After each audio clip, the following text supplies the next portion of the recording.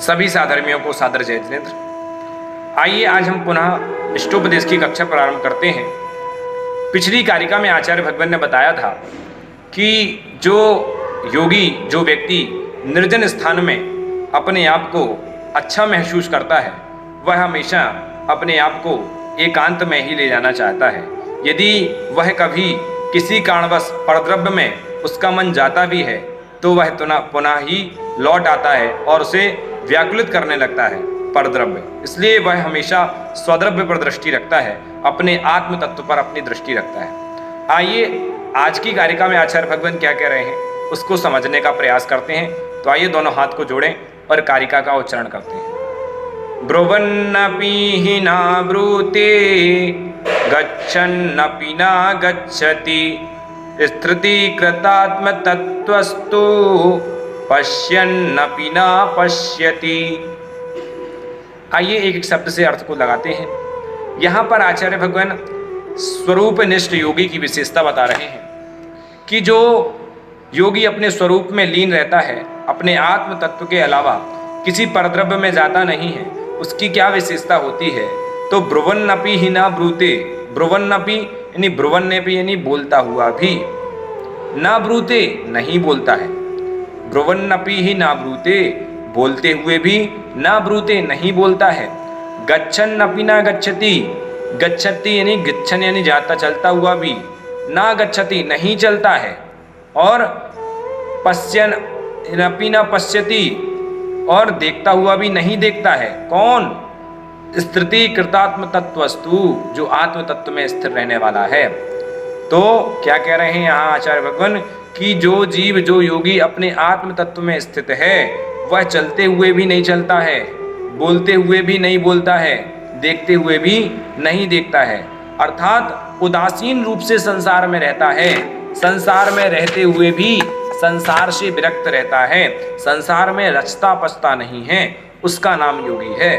तो यहाँ पर निर्विकल्प अवस्था को बता रहे हैं, निर्लिप्त अवस्था को बता रहे हैं कि योगी की निर्लिप्त अवस्था क्या होती है कि जब योगी बोलते हुए भी उदासीन रूप से बोल रहा है, लेकिन उसका तत्व चिंतन हमेशा आत्मद्रव्य पर होता है, वह योगी होता है। वह बोलते हुए भी नहीं बोलता है, देखते हुए भी आपको देख रहा है, लेकिन फिर भी अपनी आत्मा में दृष्टि रखता है, अपने आत्म तत्व में दृष्टिपात जो करता है वह योगी हुआ करता है। और क्या है? गच्छन्नपि न गच्छति, जाता हुआ भी नहीं जाता है। तो जो योगी होता है वह हमेशा निर्विकल्प अवस्था, केवल अपने आत्म तत्व की ही बात करता है। यदि कभी धोखे से उसके पर की दृष्टि चली गई तो वह व्याकुलित होने लगता है। इसलिए क्या कहते हैं कि जो योगी होते हैं वह निर्लिप्त निर्विकल्प होते हैं, उन्हें किसी प्रकार का विकल्प नहीं होता। वह कभी भी किसी दूसरे को सुधारने के उद्देश्य उपदेश नहीं देते। एक बात याद रखना, जो योगी उपदेश, जो साधु महात्मा जो उपदेश देते हैं, संत उपदेश देते हैं, वे दूसरे को सुधारने के उद्देश्य से नहीं देते हैं, क्योंकि कोई किसी का कर्ता नहीं है, वो तो केवल निमित्त मात्र बन सकते हैं। वो तो परोपकार, पर और स्व के उपकार से, वात्सल्य से जब करुणा करके हमें उपदेश देते हैं, लेकिन किसी पर प्रेशराइज नहीं करते हैं। वह तो केवल साधारण सा उपदेश। आपने देखा होगा अरिहंत भगवान की दिव्य ध्वनि खिड़ती है तो क्या किसी को नियम नहीं, वो तो सामान्यता से उपदेश देते हैं। वो कभी पर की भलाई में नहीं अटकते हैं कि पर की भलाई करें, वो तो अपनी भलाई में लगते हैं। जब तक व्यक्ति अपने भलाई में नहीं लगता, जब तक वह किसी की भलाई नहीं कर सकता। और यदि निश्चय की दृष्टि से देखें तो कोई किसी का कर्ता नहीं है।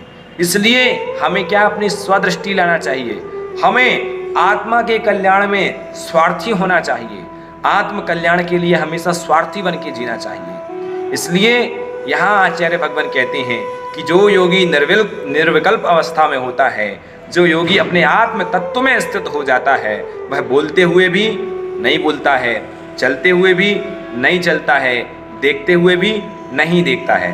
तो जो आत्मा का रस लेने वाला अनुभवी पुरुष यदि किसी मनुष्य से कारणवश कुछ बोलता भी है तो वे मना उदासीन रूप से बोलता है। इस कारण से उसका बोलना भी ना बोलने के समान है, ऐसे ही उसका देखना भी ना देखने के समान है, उसका चलना भी ना चलने के समान है, क्योंकि उसकी दृष्टि हमेशा किस में होती है? आत्मद्रव्य में होती है, स्वद्रव्य में होती है। पर द्रव्य में वह कभी भी रुचि नहीं लेता है, ऐसा योगी होता है। तो यहाँ पर आचार्य भगवान योगी की निर्विकल्प अवस्था जो स्वरूप होता है उसको बताने का प्रयास कर रहे हैं। तो इस प्रकार से इस कारिका में आचार्य भगवान ने बताया। अगली कारिका में आचार्य भगवान क्या बताएंगे उसको समझने का प्रयास करेंगे। तब तक के लिए सभी लोगों को सादर जय।